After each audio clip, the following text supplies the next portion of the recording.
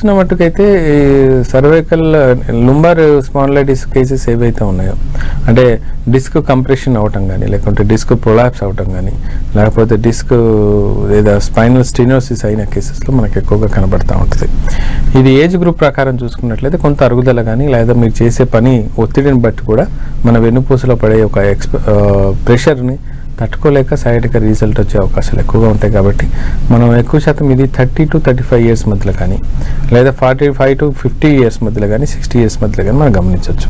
కానీ లేడీస్ విషయానికి వచ్చినట్లయితే ఆఫ్టర్ డెలివరీస్ కానీ, లేకపోతే ఎప్పుడైతే మనకు లంబార్ అనస్థీషియా ఇస్తూ ఉంటారో, ఒక్కొక్కసారి ప్రాపర్గా ఇవ్వలేనప్పుడు, నర్వ్ డ్యామేజ్ అయినప్పుడు కూడా మనకి సైడ్ కంటి లక్షణాలు కొంచెం ఎక్కువగా వచ్చే అవకాశం ఉన్నాయి.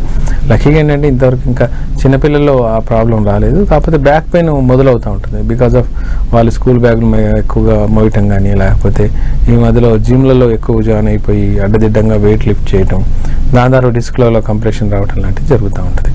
సో దీనికి ఒకటే మార్గం ఏంటంటే, మనం ఈ స్టేజ్లో, ఎర్లీ స్టేజ్లో మనకు ఆ నొప్పి వస్తుందని తెలిసినప్పుడు, లేదా కాళ్ళు ఆగుతుందని అనిపించినప్పుడు, లేదా నడుము నొప్పి అట్లా ఉందని అనిపించినప్పుడు జాగ్రత్త పడటం, దాని తగ్గట్టు జాగ్రత్తలు తీసుకోవటం, లేదా మంచి ఫ్యామిలీ డాక్టర్ ఉన్నట్లయితే కన్సల్ట్ చేసి ఆయన ఒపీనియన్ అడగటం చాలా అవసరం అండి.